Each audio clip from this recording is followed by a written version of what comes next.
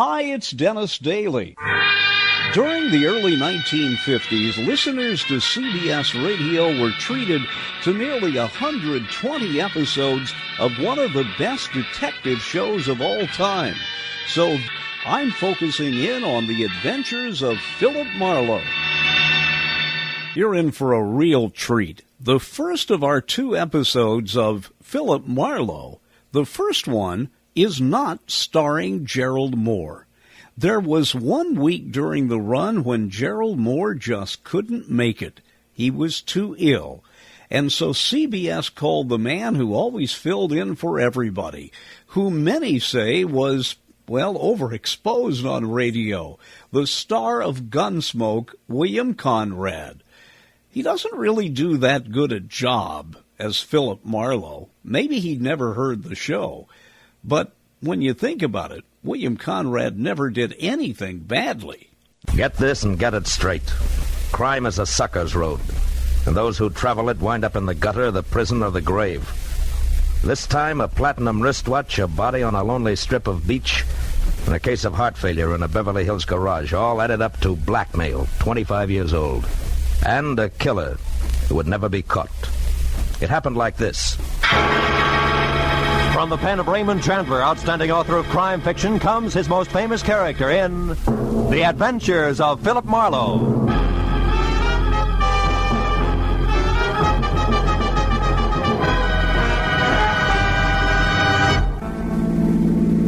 We turn left at the next corner, cabby. Okay. Boy, this Beverly Hills in a sunny afternoon is really something, ain't it? Yeah. Wide streets, classy homes. Boy, these jokers got it made. Some life. Nothing ever gets to them to bother them except the income tax, maybe. Yep. Here it is, mister. 8834 Beverly Road. What a joint. Yeah. Wait for me, huh? Sure, mister.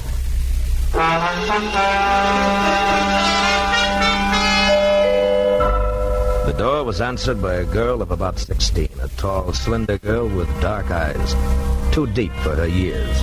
Oh, come in, won't you? I believe Dad's expecting you. She led me across a living room as dignified as the lobby of a bank to a door that she opened. If you'll wait here in the library, I'll tell Dad you've come. The library of Stanley Towner, my new client, was as somber as his living room, except for one thing. Over a fireplace that half-filled one wall was a life-size portrait of a woman, a most beautiful woman. Could have been a painting of what the girl who had just left would look like in another 25 years. I was still staring at the picture when Stanley Towner came in. That's a portrait of Margaret, my wife. We lost her 1 week ago today. I'm sorry, Mr. Towner. Well, we'd been expecting it for over a year. The doctors had warned us, but even when you're braced for a blow like that, Yes, I know what you mean. It was her heart, Marlowe. She was coming home from a shopping trip in Westwood last Tuesday evening when it happened. She had her own car and was just pulling into the garage here when the attack seized her. Catherine, my daughter, and I both heard her car hit the garage wall. We ran out and found her. The doctor did everything possible, but Wednesday morning she was dead. I'm sorry. It's all right, Mr. Towner. I must tell you all this because the reason I called you here has to do with Margaret's death. I don't understand. I've got to get Margaret's watch back. A what? A watch? Yes, a wristwatch. It's, well, I'll try to explain. I loved my wife very deeply, Marlowe. Now that I've lost her, the most important thing in the world to me is the preservation of her memory. Can you understand that? Well, it's natural that you'd cling to things that remind you of her, Mr. Towner. Now what about the watch? It's lost. Somewhere in Camino Beach. You know where that is? Yes, a few miles below Redondo. Yes, that's right. Well, the day Margaret died, I had taken her watch with me to have it repaired. I went down the coast on some business, and on the way back I stopped at Camino Beach for lunch. A place called the Trade Winds. You had the watch with you when you went in? Yes, in my overcoat pocket. I came out, got in my car, and was halfway back to my office before I realized it was gone. I've got to get it back, Marlowe. How much is it worth? In cash, about $500, but to me, now, it's worth 20 times that. What's the watch like? It's a Benares, platinum, and set with emeralds. Mm-hmm. I gave it to Margaret on our 20th wedding anniversary. There's an inscription on the back to Margaret from Stanley with eternal love. I know that watch is somewhere in Camino Beach. Can you find it and bring it back here to me? There's nothing more you can tell me? Unfortunately, that's all there is. I'll do my best. But I can't guarantee a thing.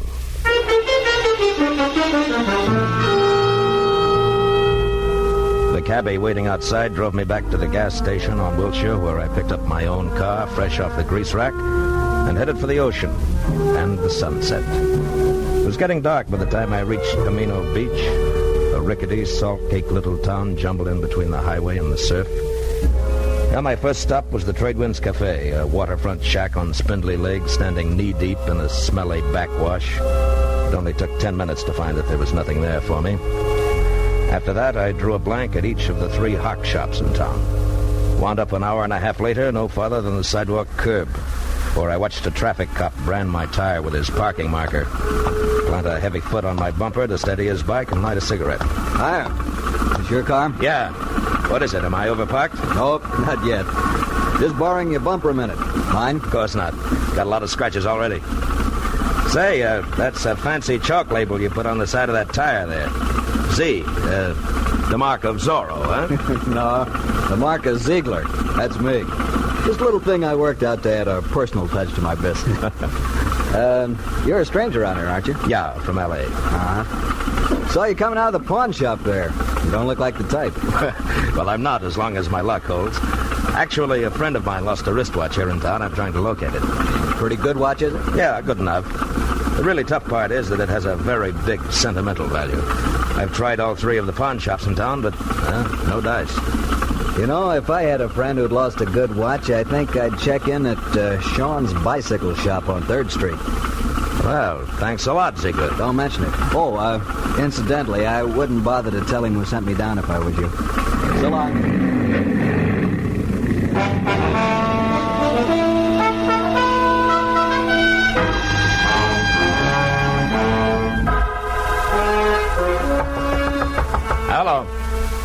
Hello, anybody there? Hello, Sean? What do you want? I'm closed for the night. I'm, interested in a lady's wristwatch, Mr. Sean. Are you now?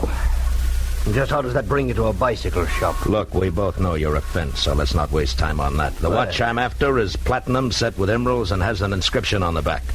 To Margaret from Stanley with eternal love. A bright sentiment, I'm sure. Have you seen the watch? No. Look, Sean, either I beat your tongue as limber as a St. Bernard's ears, or you accept this $20 in exchange for some straight information. Peacefully. Now take your choice and take it fast. $20. What kind of a choice is that? But I don't have the watch buckle. But you have seen it. Oh, yes. 5-6 days ago, a fella brought that watch in here, wanted to know what it was worth. I said $500. He laughed in my face. Who was this guy? You mentioned something about $20. Oh, yeah.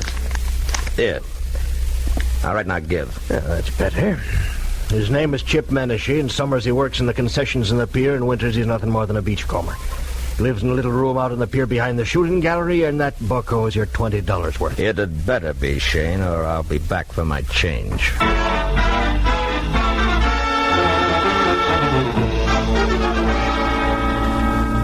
The amusement pier was deserted.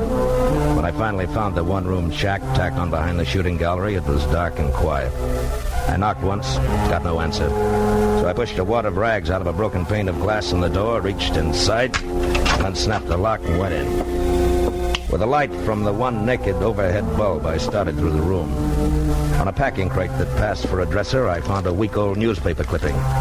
It said the body of one Leon Stice of Camino had been found on an isolated beach Wednesday morning, shot in the chest. No apparent reason. Stice was survived by his wife, Nancy, of 320 Front Street. I got real busy wondering why a bum like Chip Menashe saved old newspaper clippings of murder stories when a noise outside turned me to the open door. What are you doing in my place? You weren't home, so I came in to wait. You a cop or something? No, I'm no cop, Menashe. The name's Marlowe. Maybe we can do business. Sit down. I don't get you. I, collect old watches. A mutual friend sent me, Menashe. Yeah? I'm interested in ladies' watches, particularly. Maybe something in platinum with emeralds.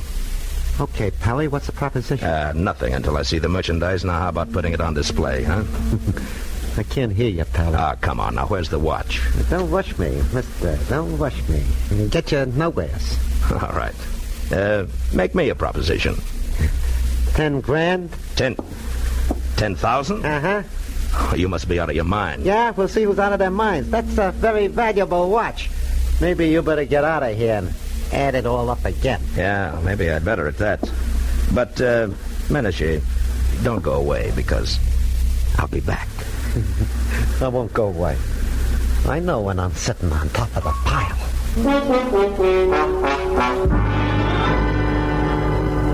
As I walked away, a hunch kept whispering to me that the body of a guy named Leon Stice, found on a lonely beach, was somehow tied in. So I decided to pay a call on his widow. I drove down Front Street to number 320. But there was nobody home. As a matter of fact, the only sign of life on the entire block was a red neon Pelican in a blue neon martini glass above the door of a bar across the street. So I walked over and went in. A couple of questions later, I found Nancy Stice sitting alone in the back. The offer to buy a drink was the only introduction I needed. Sure, you can buy me a drink. Hey, Charlie. Okay, Nancy. I'm an old friend of your husband's, Nancy. I just heard. That louse didn't have no friends. Yeah, Nancy. Something for you, mister? No. Here, keep it. Mud in your eye. Nah. I got nothing against Leon Stice, except 25 years of living with him in a Camino Beach rat hole on nothing. That's all. Any idea why he was killed? For the role he was carrying. After what you just said, that makes no sense. That's the way it was. And I didn't get one red cent of it. It was all gone when they found him. Did you tell the cops he had money on him? Nah. I hate cops. Yeah, sure. Where did Leon get this dough? He told me he ran into an old acquaintance who was staking him. Some guy named Martin Vogel who used to live here in Camino Beach years ago. Martin Vogel was staking him? To what? Leon said him and Vogel was going in business together. The cash was in advance. Oh, sure, he was going to be such a big shot. What kind of business, Nancy? Just between you and me, the only business that crummy mind of his would work on was blackmail. Take it from me. Now, how about another drink for his grief-stricken widow, huh? I'll leave $1 on the bar on my way out.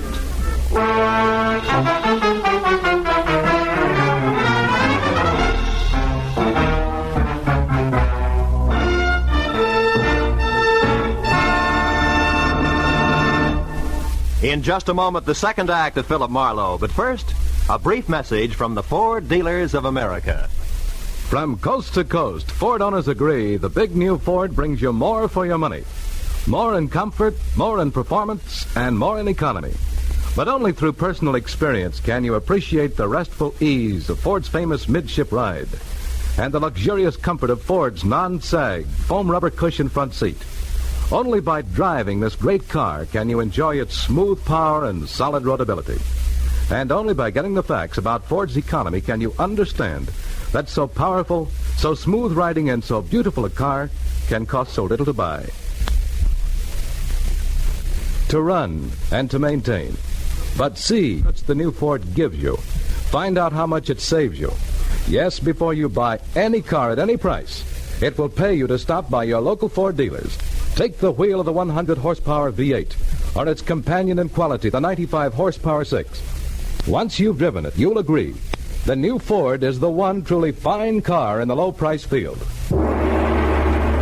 Now we return to the second act of Philip Marlowe and tonight's story, The Anniversary Gift.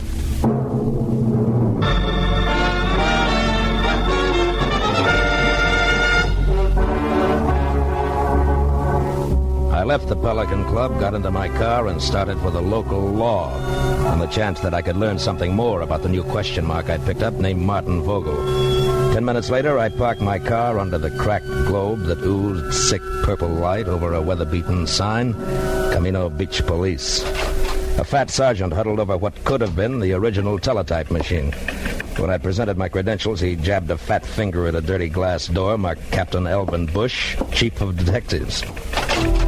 Inside, a small old man, neat in a clean white shirt, groomed silver hair, and a gentle smile, was strapping on a shoulder holster when I put my license on his desk. When I stopped talking, he got up and extended an almost delicate hand. I certainly hope we can help you, Mr. Marlowe. Martin Vogel, you say? Yes, it might have been a long time ago, Captain, maybe even 25 years, if he was mixed up with the police at all. Do your records go back that far? Oh, yes, by the apple crate load. And I mean that literally, Mr. Marlowe. You see, in Camino Beach, police files, fixtures, and furniture are somewhat lacking. City appropriations only go where they show. Public bird baths, statues of the mayor. Oh, here. This bottom crate here. Marked, let's see. 1921 to 1930. Figure he was arrested along in there, this Vogel? Yeah, if he was arrested. Dusty, isn't it? Well, the cards are alphabetical. Yeah. And let's see. Riker, Rooney, Stemple. By the way, Mr. Marlowe, what's your angle? I'm not sure, Captain. Svensson, Underley, Utterman. Vogel. Martin. Got it, eh? Yeah, picture and all. Bring it over here in the light. Yeah. Martin Vogel, arrested Camino Beach Hotel, May 28, 1923, on warrant from Chicago, Illinois police. Returned to Chicago, sentenced to 5 years in state penitentiary for embezzlement. Arresting officer, Patrolman Elvin Bush. Picked him up myself, did I? Well, I've locked up a lot of people in the last 35 years. Yeah, I guess you have it. Holy smokes. Huh? What? That can't be. What is it, Mr. Marlowe? You look kind of pale. There was no mistaking it. The time-yellowed picture of Martin Vogel made it plain. Vogel and my client, the distinguished Mr. Stanley Towner, were one and the same. That meant that Towner had lied to me, and more important, had no doubt killed Leon Stice, who was blackmailing him because he knew he was Vogel.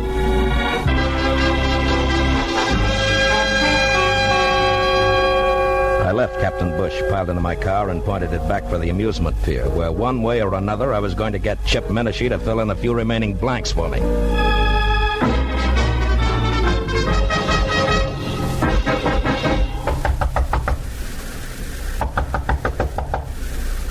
Yeah, who is it? Marlowe, Menashe. I want to talk business. Okay, Marlowe. Looks like I doped it right. I thought you'd come back. All right. Now get up. Now listen hard. I want the watch and the story that comes with it. I told you my price. It's still 10 grand. You're bluffing, Menashe. You know the watch means money, but you don't know why. Yeah, Mr. Wisen. All right, now come on, talk. Okay, quit. I'll tell you what you want. I took the watch from Leon Stice. I found him dead on the beach. It was clenched in his fist. And the dough you're spending? Was in his wallet. Let me up, will you? All right, come on. Now sit over there, hands in your lap. School isn't out yet. What more do you want, Marlowe? How do you tie the watch in with Stanley Towner? What makes you think I did? The fact that I was sent here to Camino Beach and the fact that you were ready and waiting for somebody. Well? Okay. I was lucky. When I read about Stice in the papers, I also just happened to read another article, an oddity, you might say, about a woman in Beverly Hills, a rich man's wife who got a heart attack in her car just she pulled into her garage. A woman called Towner, front name Margaret. Wife of a big shot broker, also called Towner, front name Stanley. I went from there. I was shrewd. Yeah, genius. Okay, now give me the watch. Come on, let's have it. All right, get your mitts off. Here. Now you're real happy, Muscles? Happy that... Hey, cops. Come this way. Hey, Menashe, wait a minute! By the time I got to the door, he was halfway across the boardwalk to his car. But Captain Bush and his sergeant were ready and waiting. When Menashe was next to the gun he kept in his glove compartment, the spotlight on the squad car slashed through the dark, found him, and froze him in a position. We got you, Menashe. You better quit. Menashe, do you hear me? No, you listen, Papa. Let him have it, Becker. The windshield sprang into little pieces. Come on, Becker. I waited until Captain and Becker were next to the body and had lifted it off the steering wheel. Then I moved quietly along the side of the buildings as far as the squad car. There, I turned and started back toward them. Hey, what happened? Oh, it's you, Captain. What brings you around here, Mr. Marlowe? A guy in town told me that somebody named Chip Menashe might give me a lead on Martin Vogel. You won't be able to now. That's Menashe. What? We wanted him for a week-old stick-up murder. Stick-up murder? That guy on the beach? The same. Say, Becker, you find the money on him? Right, some $300, Captain. Good. Well, you better call for the wagon now. Check. Funny thing, Mr. Marlowe. One fingerprint did it. Oh, how's that? And that guy on the beach, Leon Stice. We found his empty wallet in the sand next to him. It had an isinglass front over his driver's license with a thumbprint that wasn't his. But was Chip Menashe's, huh? We got on to Menashe because he was spreading a lot of dough around. Today, Becker got down here and lifted one of his prints. That cinched it, huh? Yes, that and the shot he just threw at me. Strictly a stick-up killer who got caught. Marlowe, about this Martin Vogel, you still want to let it go that the Beverly Hills police are going to get in touch? I think so. Good night, Captain Bush.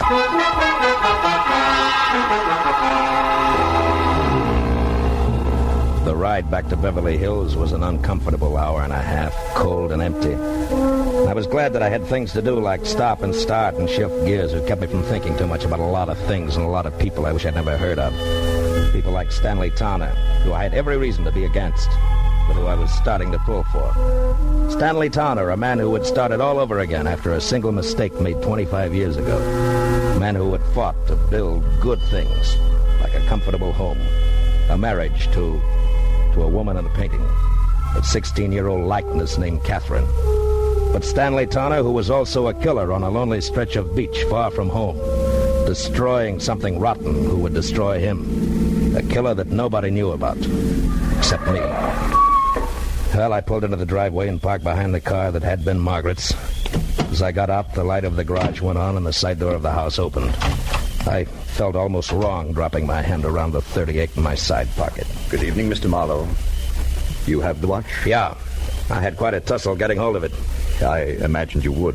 Menashe's dead, Mr. Towner. Menashe? Who is Menashe, Mr. Marlowe? The reason you hired me? The man who called you and dangled this bait? Here.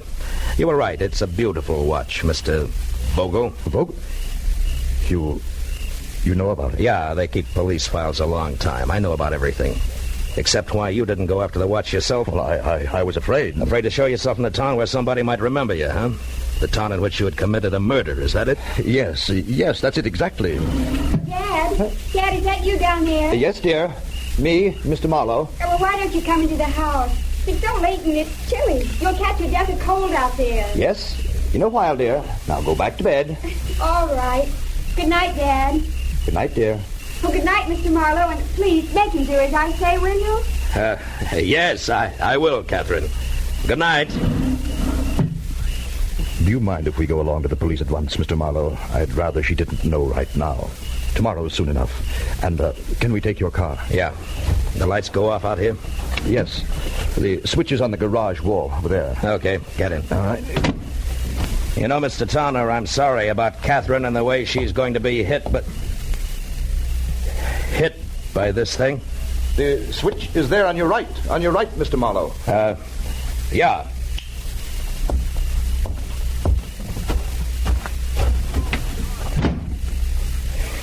It was a very nice house. Mm-hmm. Mr. Towner, you certainly loved Margaret a lot, didn't you? Completely, Mr. Marlowe. And her memory, too? Why do you ask? Something that makes me awfully happy. Mr. Towner, you didn't kill Leon Stice. Marlowe, what are you saying? That you never lost your wife's watch at Camino Beach. You never had it. She lost it herself. Lost it when she struggled with Leon Stice just before she killed him for your sake. For you and Catherine and everything you've worked for. No, Marlowe, no. Yes, Margaret had a bad heart. She knew she didn't have long to live. Also, she knew that Stice was blackmailing you. It figures, Towner.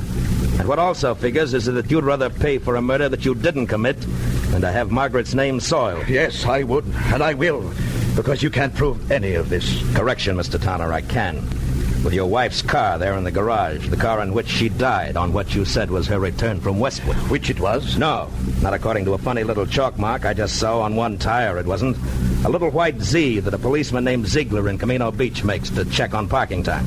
And we can go on from there. Your confession won't mean a thing. But Marlowe, it will, it must. No. Oh, I guess it won't. I guess you can't hide the truth very often, can you? No. Only once in a great while. And then, strangely enough, only when it seems like the right thing to do. What do you mean? And why did you stop the motor? There's one thing I haven't told you yet. The way things worked out in Camino Beach, Mr. Tanner. The police there think that Menashe killed Leon Stice, and they're happy that way. They never heard of you or your wife. And I don't see why they should. No. Yes. I mean that nobody really knows the whole story. Nobody except you, Marlowe. Nobody, Mr. Tanner. Good night. Thank you, Mr. Marlowe. Good night.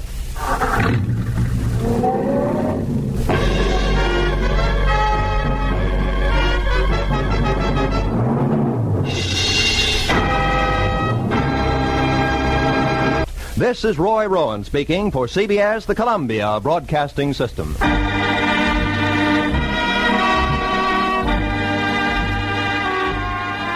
One of the most unusual of all the Philip Marlowe shows, the week Gerald Moore was sick, and the fill-in, the incredible William Conrad. This next show has really good audio quality, too, especially at the end where you can really hear the music.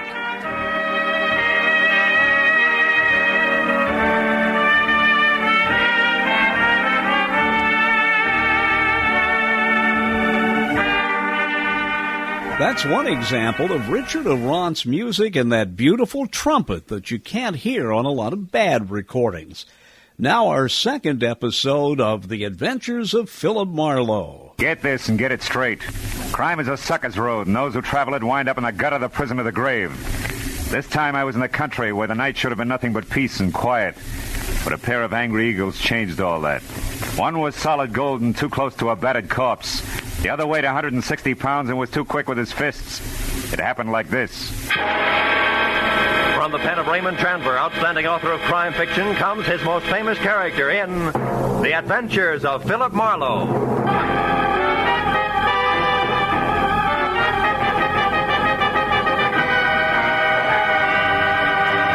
Now, with Gerald Moore starred as Philip Marlowe, we bring you tonight's exciting story, The Angry Eagle.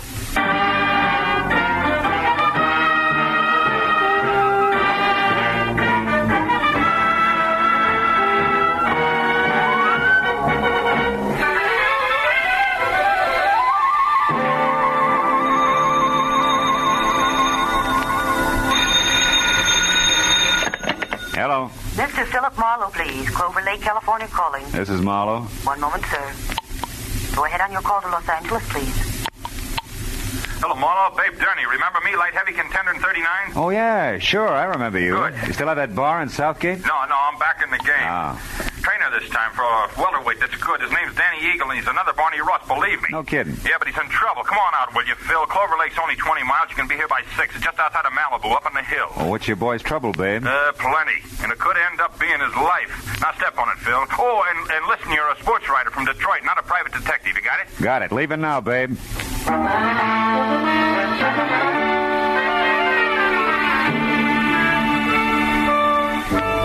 was an hour's drive to Malibu Beach in a film colony where the convertibles outnumbered the hard tops 5-1. And another 30 minutes up into the mountains along a steep spiral of macadam, which at every turn made more of the Pacific below and less of Malibu. Until finally I was at the top. To my right, there was a dirt road, which a freshly painted sign said led to Clover Lake Training Camp, private. Raleigh Lance, owner. I drove on into what turned out to be a converted summer hotel marked office. A couple of buildings that had been stables and maybe 24 cabins spread out over a sloping green acre that led to a cliff's edge, and a lake some 100 feet below. When I pulled in and parked in a gravel semicircle which was close to a roofed-over boxing ring where a lot of muscles in sweatpants was making a punching bag sound like a machine gun, I saw Babe Durney coming toward me in ducks and white T-shirt with an angry fighting eagle as in Danny on it. He was more bay window and less hair than last time. but still the same quick smile under a nose that spread over half his face. An extended hand that could have passed for a catcher's mitt. Hiya, Phil. Glad you didn't take any longer. Things are worse. Oh? Danny got canned an hour ago, and he's burning up. Told Lance and his wife where they both could go, and I think he's going to personally see to it that they get there. Now, wait a minute. Who's this Lance? Oh, Raleigh Lance. He runs this place, Marlowe. Yeah. Strictly the big-time, big-shot manager. His seat at the fights has to be A1. His license plate the lowest number he can get. Yeah, half-pint and French cuffs and build-up heels. He's got 10 fighters there Danny's won. And the wife? Oh, yeah, Myra. A lot of curves, a lot of war paint, and never enough clothes on. Know what you mean? Yeah, well, also not much to keep her busy, and Lance hasn't got time to run around down in Malibu. Which means sheep-sized the boys, huh? Yeah, Danny Eagle included. Not that the kid ever did anything about it, mind you. Figured she was just being friendly. Come on, let's move on down by the lake like I was just showing you around. Hey, Jersey. Yeah? You can quit now. Do a mile in the shower. Okay, Big. See you later. Anyhow, Phil, this morning, Lance and the missus had a beef when the big shot got mad, read Myra off, and called Danny and tried the same thing on him. Didn't take, huh? No. So the boss canned him. Kid went back to his cabin and started kicking the fixtures around. That's when I called you. He's got a lot of temper, Phil. Yeah, but what do you want me to do? Help me get him out of here before he tangles with Lance. He said he wasn't going to get off the ground till things were squared away, and he... Oh, hold it. What now? Over there near the edge of the cliff. Friend of Lance's, Jess Weatherwax. Oh, that old man? Yeah, hayseed to look at or listen to, but he owns about every piece of land around here. Uh-huh. Rich, retired, and has just learned about prize fighters. Calls them gladiators.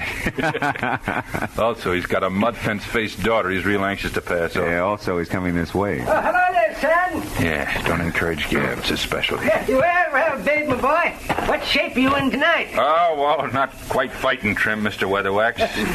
I was just showing Mr. Marlowe here around the grounds. He's the sports writer. Sports writer? Yeah. Well, glad to make your acquaintance, Mr. Marlowe. Thank you. Yes, sir. When I think about what I've missed all these years not following the ring... Mr. Weatherwax, excuse me, but we're in a hurry. I want Mr. Marlowe to see the lake before it's dark. We'll see you at dinner or up at the lodge later, huh? Yeah, I'll look forward to that. Goodbye. Yeah, bye, son. The original windbag. Yeah. But, Marlowe, like I was saying, I gotta have your help. Yeah, but what can I do now? The kid's through, babe. Sure, but look, Phil, I know other managers. I also know the makings of a champ when I see him, and Danny Eagle's got the stuff. And? Okay, I like him. Phil, you gotta get next to Lance. If he thinks you're doing a feature on him, he'll be your best friend in a couple of hours. A little Napoleon. Uh-huh, and when I'm buddy-buddy, I steer him away from ordering his muscle man to play pretzel with Danny while you're trying to get him out of here, is that it? That's right. I already planted that you're coming up here, so all you gotta... Hey, look. Huh? Up at the lodge on the porch there. That's him and Myra going in the office. My cue. Mm-hmm. Okay, but first tell me one thing, babe. Does Danny know about me? No. He'd turn against me if he did. He likes to settle his stuff his own way. That's why you gotta get to Lance. In or out of the ring, it still takes two to make a fight, Phil. Yeah. All right, babe, I'll do my best. Yeah, Philip Marlowe, Detroit Daily News. Wonder if there is such a paper. No, it doesn't sound too bad. Listen, Myra, I don't want any more trouble with you. I'm fed up. Oh, You're fine. fed up. You? Well, that's funny. You drag me up here and expect me to... And try real hard to understand this. I dropped 10 grand, 10,000 berries last night on that punk Steve Rocker. I'm not very happy. So you want a fighter who stinks. What's that got to do with me? I don't know. But if you'd let him alone, he wouldn't have looked so tired in there. Of all the cheap cracks you've ever made, that's about the... The what? Go on, say it. You never flirted. You never played up to it. You were only being friendly. Go on, spit it out, why don't you? Don't think I won't. When we're alone. Oh. Excuse me, I didn't mean to eavesdrop. I was looking for Mr. Lance. Raleigh Lance? That's me. What do you want? My name's Philip Marlowe, Detroit Daily News, Mr. Lance. Oh. Yes. Come in, Mr. Marlowe. There was a note here on my desk. Should expect you for an interview. Glad to see you. Oh, thank you. I don't believe I've, my wife, Mr. Marlowe, Mrs. Lance. How do you do? Hello. From, Detroit, you said? Yeah. How are things at the Beaver Club? That's quite a spot, I hear. Oh, yeah, quite. I used to go with a reporter there. He told me about some wild parties at their press club. Busy Beaver Nights, they used to call them. Yes, busy Beaver Night. Lots of fun. I'll bet. Myra, Mr. Marlowe and I'd like to talk a while, so... So I'll be running along. It was a pleasure, Mr. Marlowe. Thank you. Goodbye, Raleigh. I'll see you later. Yeah. Well, Mr. Marlowe, have a chair. Have a drink? Yeah, I will, thanks. It's quite a spot you have here, Mr. Lance. Make it Raleigh, fella. All right. Yeah, it's okay. But you're not up here to write about a training camp, are you? Of course, I know background counts, but, well, like this drink, the soda helps, too. But the scotch is the thing, huh? Health? Same. Yeah, you're right about that scotch. Mr. Lance? What is it, Kelly? I'm busy now. What's about Danny Eagle? Did you give him his walking papers? No, Big Turney stopped me, Mr. Lance. Said he'd give Danny the word himself that he could handle him. That fat pug! Who does he think he is? Well, he said he just didn't want trouble, Mr. Lance. Besides, he said Danny was taking a walk. Yeah? Well, I'm going to give him the air, too. I've got enough enemies without some lousy trainer who's on my own payroll. Pardon me, Mr. Marlowe. I'll only be a couple of minutes. Sure. Help yourself to another drink. We'll talk later after dinner, about 8. Oh, and here, catch. Best cigar made. Let's go, Kelly. Best cigar. Seats marked A1. Yeah.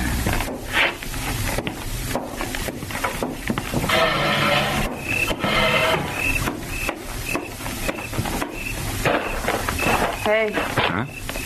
Don't go away mad. My hubby always runs out on people, even private detectives. Slips, huh?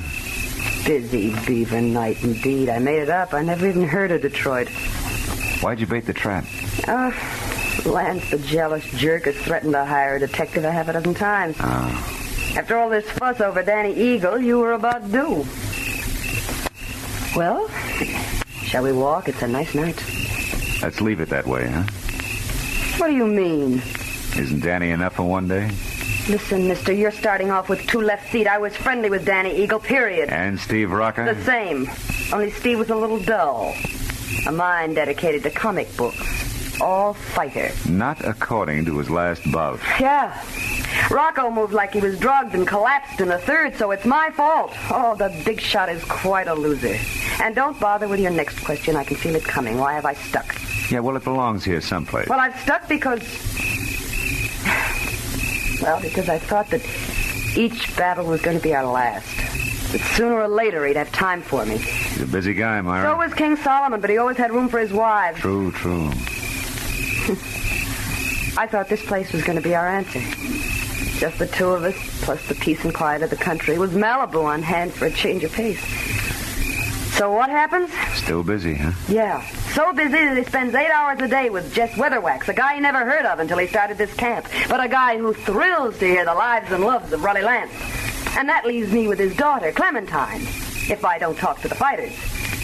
Clementine, whose shoes are number 9, with an IQ to match. Good night. Wait a minute, Myra. Where you going? Going as far as my cabin and an old-fashioned cry. Or maybe just an old-fashioned, I don't know which. Good night.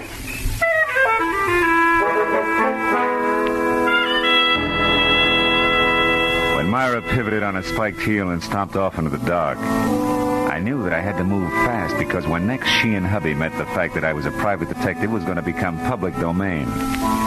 And from there on out, I'd be of little use to Babe Durney, and if Lance's muscle playmates caught up to me, of no use to anybody. I located Danny Eagle's cabin among half a dozen others, peeking out of a thick grove of pepper trees, showing light from a half-open door.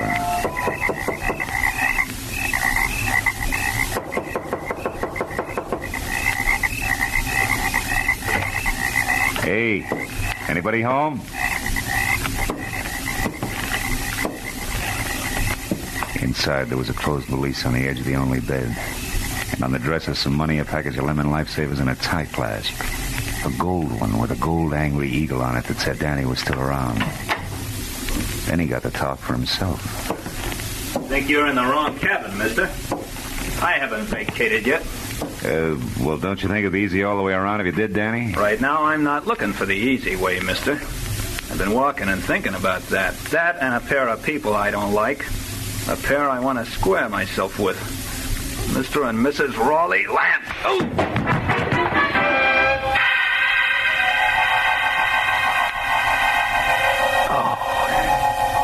It was purely a case of mistaken identity.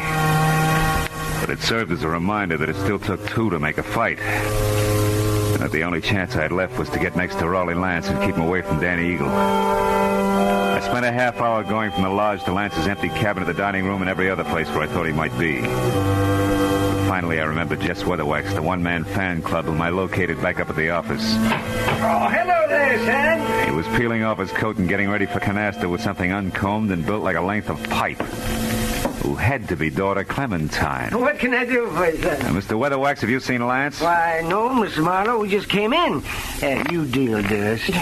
Is it important? Very. Daddy. Oh, excuse me, child. Mr. Marlowe, my daughter, Clementine. How do you do? Very fine, thank you. Mr. Marlowe, Daddy told... Hey, Marlowe, is that you in there? Oh, it's Babe Durney. Yeah, excuse me. Phil, come with me quick. What's wrong? Lance is dead, Marlowe. What? At the edge of the lake on the rocks. Accident? I don't know. Come on, Phil.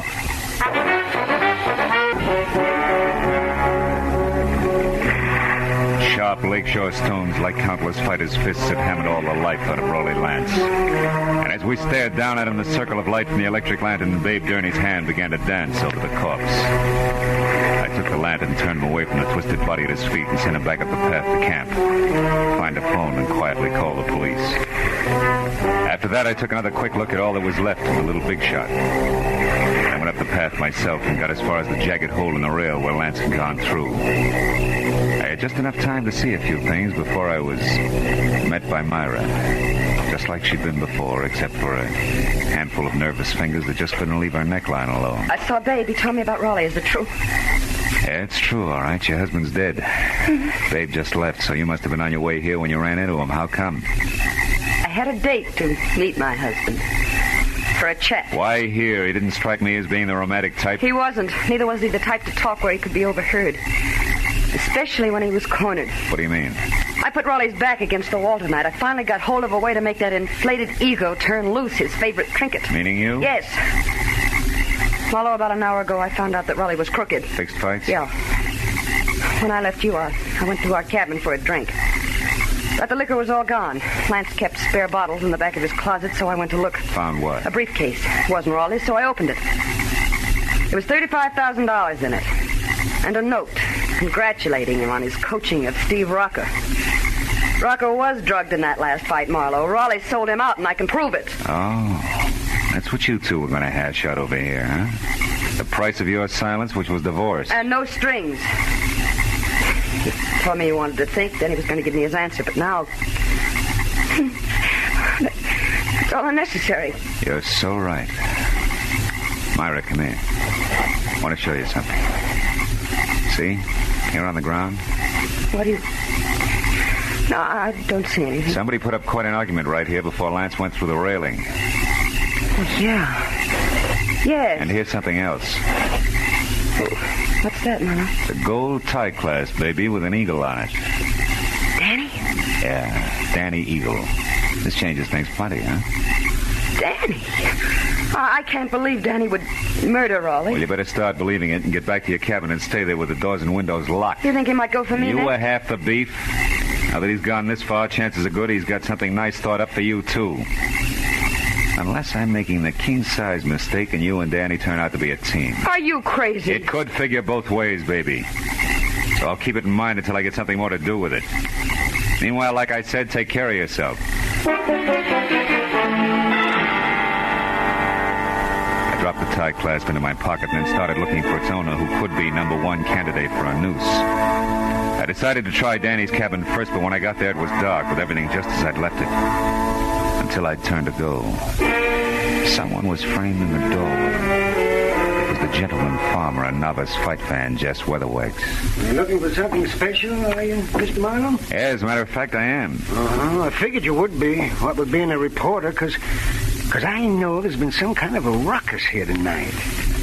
How did you know there was trouble here? Well, I happened to be passing by a certain phone a few minutes ago, and I heard that trainer, Babe Durney, calling the police. Oh. Okay, as long as you know that much, you may as well know the rest. Somebody shoved the boss of this place out through a railing into 100 feet of thin air. He's dead. Well, Lance murdered? By one of his own men? Oh, no, I don't believe it. He's a good manager. His boys loved him, every one of them. You should be so loved, especially by a guy like Danny. Danny Eagle? None other. And that's only half of it. Your good manager, Mr. Lance, was a fight fixer. One who'd even drug his own stable to be sure it'd lose. He was as crooked as a hyena's back leg. He prearranged boxing fights? That's putting it mildly. His own wife, Myra, pinned that on him just tonight.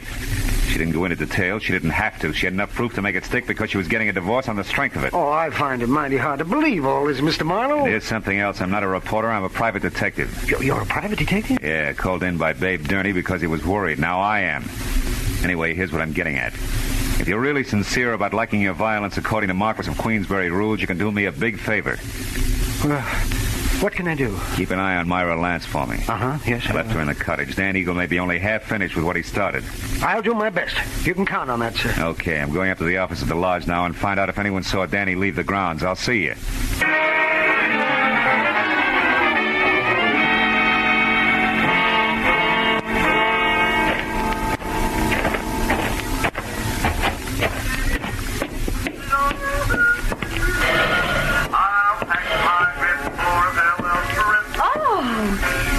Mr. Marlowe, did you get enough story material from the box fighters? For a couple of novels, Clementine. You alone here? I am now.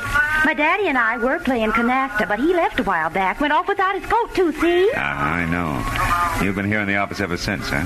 Why, yes. Why? Well, maybe you can help me. Oh, gladly. But you've just got to help me first, Mr. Marlowe. Have you got a cigarette paper?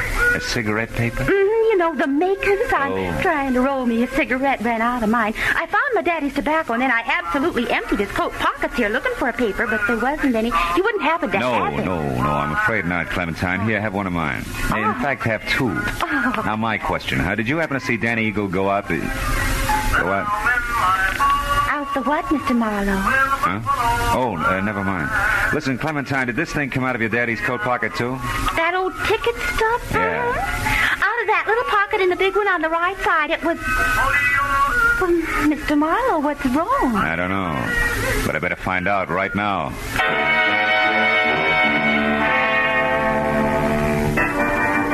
As I ran out of the office and past the empty rope ring toward where the cabin stood, I was full of the conviction that Clover Lake Training Camp was due for a second corpse any minute. Only this time I knew that some fast adjectives I myself had tossed off and not a hot-headed fighter were playing cause and effect. As I made for the door of the Lance cabin, there was no help in the fact that my volunteer guard, Jess Weatherwax, was nowhere in sight. I called Myra's name twice and still got no answer. So I stepped back to go to work on the door with my shoulder when the lock turned from inside.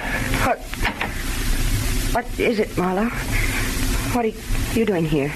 At the moment, Myra, baby, I'm counting lucky stars, the kind that kept you hale and hearty in spite of me and my big mouth.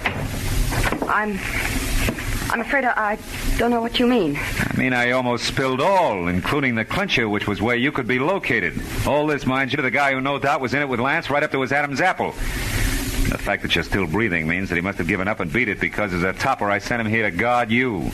Hey, what's the matter? Aren't you even curious? Why, yes, sure, of course. So am I, Marlowe. Don't move. Oh, no. You have a talent for stupid audacity, young man. Myra's still breathing because up to the point where you knocked on this door, she still didn't realize my connection. But when you showed up, I couldn't take a chance. I was forced to bring this gun into things and wait behind the door. Now, obviously, you both know. And I was so relieved you still had strength enough to open the door, Myra. I stepped in chin first and was happy about it. Well, I was afraid to warn you. I'll let you move, Weatherwax. What'll it be? I have no choice. What? You'll have a lot of bodies to crawl out from under, Buster. It won't be too hard. Dan is already framed for Raleigh's murder. Framed by whom? By Raleigh Lance himself. Oh, such a simple little plan. I worked it out as I worked out everything else around here. Just for the record, how was it supposed to go? Once Myra knew about Raleigh, she became dangerous to me. She had to be killed. So I told him how to set up the whole thing. You know, you're really enjoying yourself, aren't you? Frankly, no. But I just don't intend to take the rap for my late partner's stupid clumsiness. Oh, but this has gone far enough. Oh, no, Dave, look out, he's got a gun! Duck, Myra! That boy, Bill, he lost his gun, and I still got a good right hand. My boy ain't gonna be framed for nothing. Dave, stop it. I'm gonna fix this guy good. Lay off, Dave, will you? Lay off. Lay off, I tell you. Lay off. Okay. He's got to tell us the rest. Come on, Weatherwax, talk. What actually happened on the path to the lake? Well? Lance set up the frame on Danny as I told him to by planting that eagle tie clasp at the weak spot in the rail. And then he made a lot of marks on the path, like there'd been a fight. Go ahead. And after that, he went over to kick the rail loose. He tripped and he fell, all because of those shoes of his with the hard, slick soles and built-up heels. Silly little man.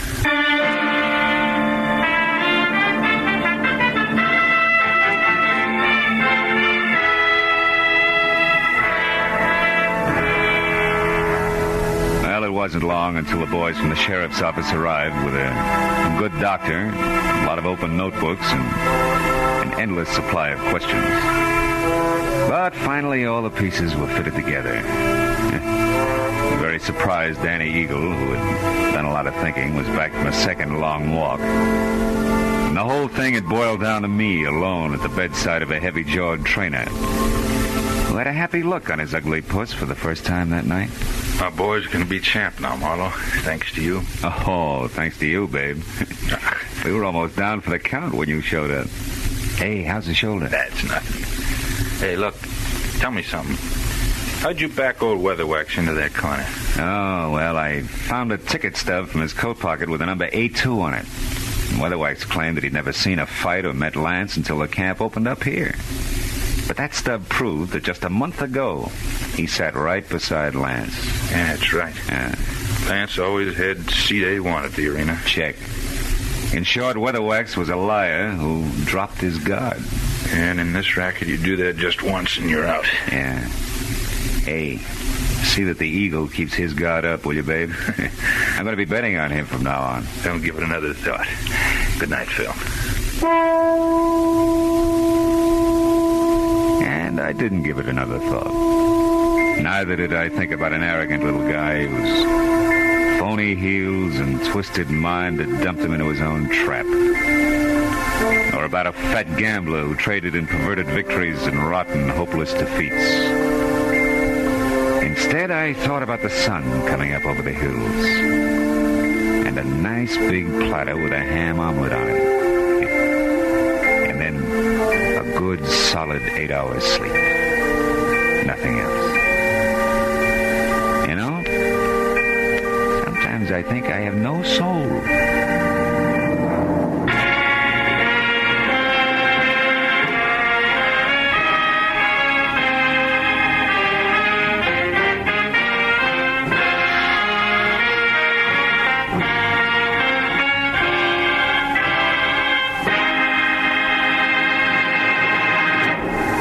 Adventures of Philip Marlowe, bringing you Raymond Chandler's most famous character, star Gerald Moore, are produced and directed by Norman MacDonald and are written for radio by Robert Mitchell and Gene Levitt. Gerald Moore can currently be seen starring in Republic's The Blonde Bandit. Featured in our cast tonight were Joan Banks, Barney Phillips, Wilms Herbert, Howard McNear, Elliot Reed, Frank Gerstle, and Ann Morrison. The special music is composed and conducted by Richard Arant. Be sure and be with us again next week when Philip Marlowe says... This time a nervous breakdown in a driving rain. A cape with a high collar and a tiny sliver of glass led me from the ballet and a beautiful dancer to the edge of a cliff and death.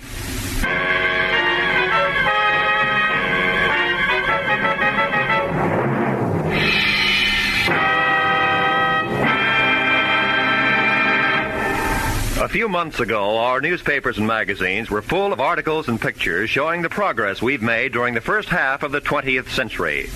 That progress, brought about by the American way of doing business, means that today we enjoy the highest standard of living of any nation in the world. We can keep our standards high, and we can increase the benefits for all of us by continuing to produce efficiently under a free economic system. This is Roy Rowan speaking.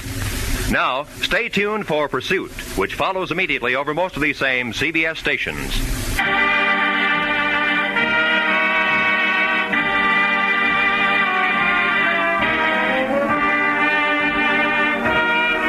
This is CBS where Burns and Allen are heard every Wednesday night, the Columbia Broadcasting System.